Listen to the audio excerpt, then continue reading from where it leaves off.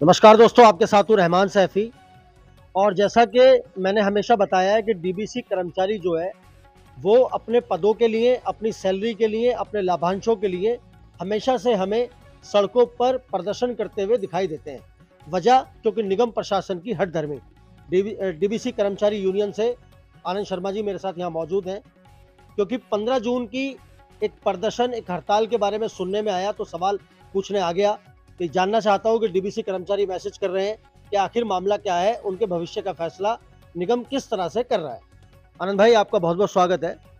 सबसे पहले सवाल यही करूंगा, 15 जून की हड़ताल या प्रदर्शन रखने का या करने का क्या क्या मोटिव है उसका? क्योंकि क्या डीबीसी कर्मचारियों की अभी तक निगम मेयर साहिबा ने अभी तक सुनी नहीं क्या? रहमान भाई, आपका पहले धन्यवाद, आपके चैनल का धन्यवाद कि लगातार कर्मचारियों के विषय को लेकर आप हमेशा उस पर ज्वलंत तरीके से बातचीत करते हैं। लेकिन आपका जो मैं ये कहूँगा कि देखिए, हड़ताल पर कोई कर्मचारी नहीं आना चाहता है, कोई रोड पर नहीं आना चाहता है, क्योंकि हम भी चाहते हैं कि अपने आराम से नौकरी करें और अपने जो जीवन के हमें लाभांश मिल रहे हैं, जो आपने सही कहा कि वो हमारे कर्मचारियों को निगम द्वारा आदेश होने के बावजूद भी लाभांश नहीं मिल पा रहे हैं। आज मजबूरी है कि कर्मचारी उस वजह से ही रोड पर आने को फिर दोबारा मजबूर है।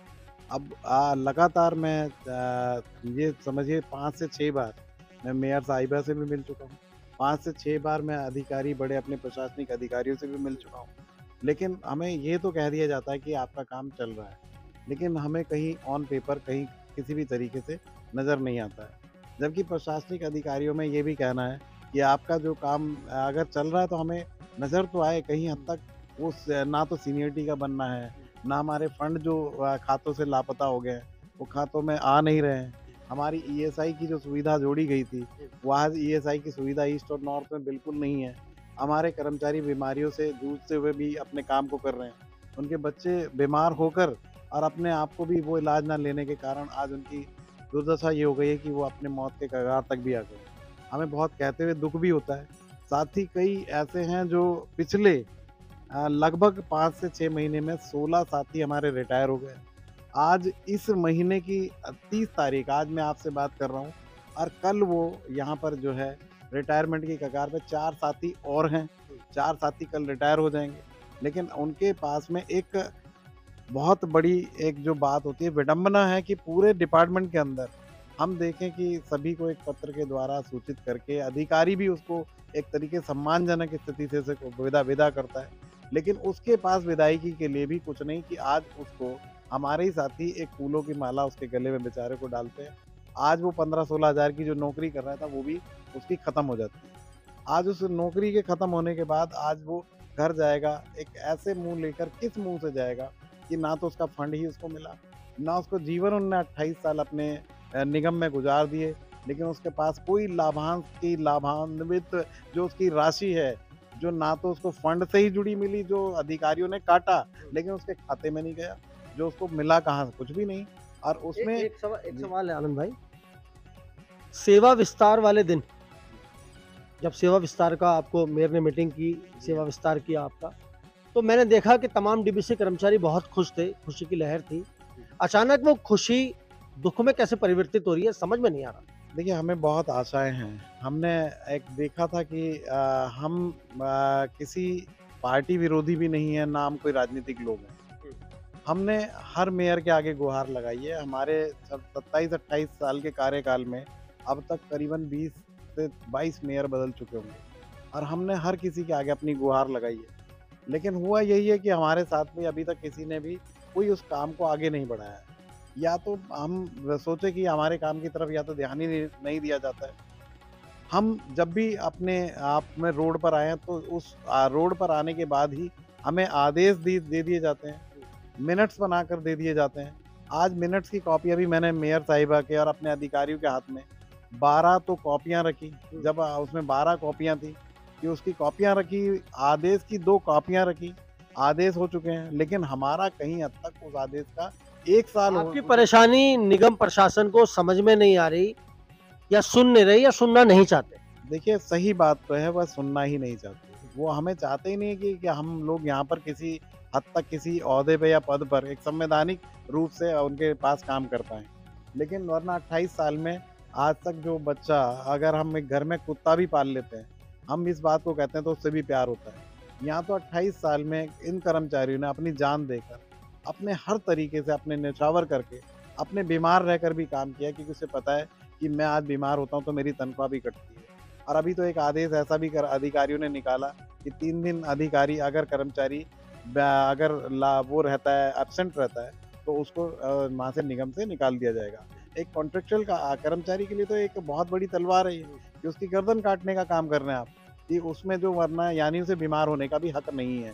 वो एक बंधुआ मज़दूर की तरह, जो पिछली बार भी हमने कहा था कि बंधुआ मज़दूर की तरह रखिए, उससे काम कराते रहिए। एक रोबोट मशीन है, उसको कोई बीमार होने का हक नहीं है। ना उसके बच्चे हैं, ना उसके पीछे कोई परिवार है, आपने कहा उसने किसी बीमार तरीके से। बीमार होने की बात नहीं है, मुझे कुछ बात याद आई। जिस तरह से गर्मी का मौसम है और बरसात का भी मिलावट चल रही है उसके अंदर, कुदरत कुछ अपना निज़ाम बदल रही है। जी, इस टाइम सबसे ज़्यादा मलेरिया, डेंगू, चिकनगुनिया ये सब मच्छरों की भरमार और इससे जुड़ी बीमारियाँ। जी। और ऐसे ही समय में तो डीवीसी कर्मचारी अपनी जान जान को हथेली पर लेकर लोगों के घरों तक जाकर इन बीमारियों का सामना करता है। ऐसे कर्मचारी के साथ इतना बड़ा कुठाराघात। नहीं, कुठाराघात है, बिल्कुल है, क्योंकि आज एक कर्मचारी, अगर हम ये कहें कि उस बीमारियों से जिससे आज जिसका इलाज नहीं, हुँ, डेंगू जैसी बीमारी होती है, अगर हम भी तो उन्हीं के क्षेत्र में जगह-जगह घूमकर काम करते हैं, क्या डेंगू हमें नहीं होता है? बिल्कुल। या हम लोग बीमार नहीं हो सकते हैं? लेकिन इस बीमारी के दौर में भी हमारे पास कोई मेडिकल लीव नहीं है, बल्कि हर कर्मचारी के पास यहाँ मेडिकल सुविधा भी है और इलाज की सुविधा भी है।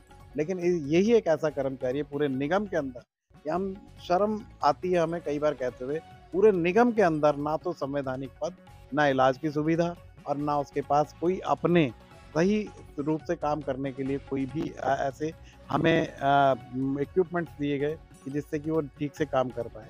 साथ साथ कि अगर हम ये कहें, आप जो कह रहे हैं कि डेंगू, मलेरिया, चिकनगुनिया, अभी हमारे साथी इसी दौर में हाउस टैक्स से भी निकल कर आए हैं। हाउस टैक्स में आज के टाइम में जब डीबीसी आता है, जब अखबारों में आने लगता है कि आपका रेवेन्यू बढ़ गया, हुँ, क्योंकि उस कर्मचारी ने मेहनत की, उस हाउस टैक्स में काम किया, तो उस रेवेन्यू को भी बढ़ाया। बिल्कुल, उसने बिल्कुल। डोर टू डोर जाके सब लोगों को उसमें उसकी प्रेरणा दी कि अपना हाउस टैक्स जमा करें, और आज उसका दिखाई भी देता है, खुद अखबार में अधिकारी लिखते हैं कि रेवेन्यू बढ़ गया है। तो आज उस चीज़ को देखें तो हमारे उस चीज़ सब बातों को लेकर भी बिल्डिंग डिपार्टमेंट में टोल टैक्स में कहाँ यूज़ नहीं करता डिपार्टमेंट में। लेकिन उसके बावजूद एक मल्टीटास्किंग स्टाफ के नाम पर सिर्फ एक सिंगल काम करने वाले को तो मल्टीटास्क बना रहा है। लेकिन जो मल्टीटास्किंग वर्क है, जो कर रहा है डीवीसी, उसको मल्टीटास्क बनाने के लिए उनकी बिल्कुल पहल नहीं हुई, और इसी बात का हमें रोष भी है।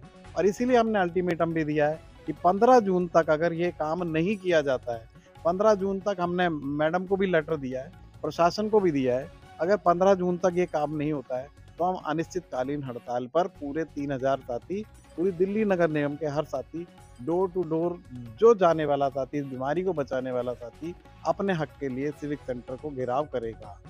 तो ये कहीं न कहीं बड़ी देखने, समझने और बहुत ही विडंबना की बात है कि एक कर्मचारी जो समाज को ऐसी-ऐसी बीमारियों से बचा रहा है और सब किसी समाज के व्यक्ति पर वो बीमारी ना आए, वो खुद उसका जाकर सामना कर रहा है, उसकी व्याख्या मैं नहीं कर पा रहा। और आनंद भाई की बात जो आपने सुनी है, शत प्रतिशत सच है।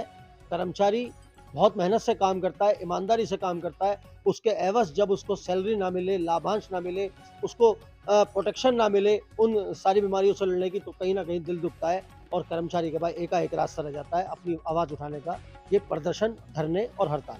तो दोस्तों इसी बात को आगे बढ़ाते हुए आपसे दोबारा मुलाकात होगी। जब तक के लिए जय हिंद, जय भारत, जय संविधान।